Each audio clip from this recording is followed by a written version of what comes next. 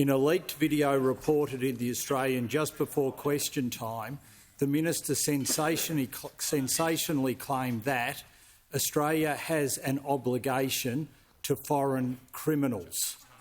Minister, what is Australia's obligation to foreign criminals? Call to the Minister for Immigration, Citizenship and Multicultural Affairs. Thank you, Speaker, and I thank the co-chair of the Parliamentary Friends for Refugees for his question. I'm pleased to advise the House that a short time ago I spoke with New Zealand Deputy Prime Minister Peters. Minister will pause. Minister will pause. Order. I can't hear a word the minister's saying. So we're just going to reset, not the clock, but reset for the minister to continue on.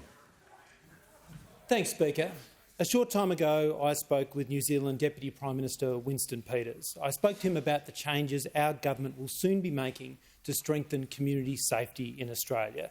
I conveyed to him that Direction 99 has not been working as intended and that we will be revoking Ministerial Direction 99 and issuing a new revised direction to make sure that the protection of the Australian community outweighs all other considerations. The minister will pause. Has the minister concluded his answer? Order. Members on my left. Order. The member for Bright will cease objecting. So I can hear from the member for Hasluck. Thank you, Speaker. My question is to the Minister for Resources. How will the Albanese Labor government's investment into the resources sector deliver a future made in Australia, and are there any barriers to that agenda? Call to the Minister for Resources and the Minister for Northern Australia. Thank you very much, Mr Speaker, and thank you to the member for Hasluck for her question. The natural resources of this great continent are literally the bedrock and the starting point for a future made in Australia. Yeah. The Prime Minister recently announced in Western Australia the groundbreaking Resourcing Australia's Prosperity Program. Our government is investing $3.4 billion over 35 years for Geoscience Australia to find new deposits of minerals and sources of energy to build a future made in Australia. Yeah. This is the largest investment of any Australian government in pre-competitive geoscience, the science and exploration for the resources we need to get to net zero. All of the minerals and the rare earths we needed for essential supply chains and green technology needed for net zero are all found here in Australia. We just need to know where to find them, as Australia is 80% underexplored.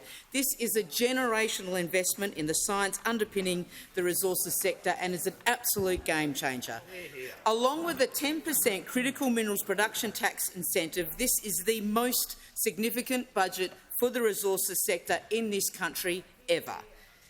And if companies, we must remember, if they don't make a value-added product, they don't receive a tax credit. It is an incentive based on success. And we've also committed over $10 million of planning for critical minerals common user facilities in partnerships with the states and territories, who have welcomed these initiatives, as I might add, have the Liberal and National leaders in Western Australia. So what is standing in the way? What are the barriers to these policies, I am asked? Well, to be frank, Mr Speaker, it is the Shadow Treasurer and the Leader of the Opposition and probably the whole of the LNP of Queensland. Now, I wonder if they'd taken the time to ask the Queensland Resources Council what they think of these policies. If they had, they would know that Jeanette Hewson, the CEO of the QRC, has said the critical minerals production tax incentive, funding to progress common user facilities and $566 million to Geoscience Australia to develop new data are all important announcements that will benefit our critical minerals industry. And those opposite, Mr Speaker, pretend to be a friend of the West, but nothing could be further from the truth. Because maybe they would have consulted the Chamber of Minerals and Energy in Western Australia. As CEO Rebecca Tompkinson has said, it is pleasing to see the federal government adopt CME recommendations such as the production tax incentive for critical minerals and funding for common user infrastructure. Now, the QRC and the CME of WA are hardly the stalwarts of support for the Australian Labor Party, but they know a good policy when they see it.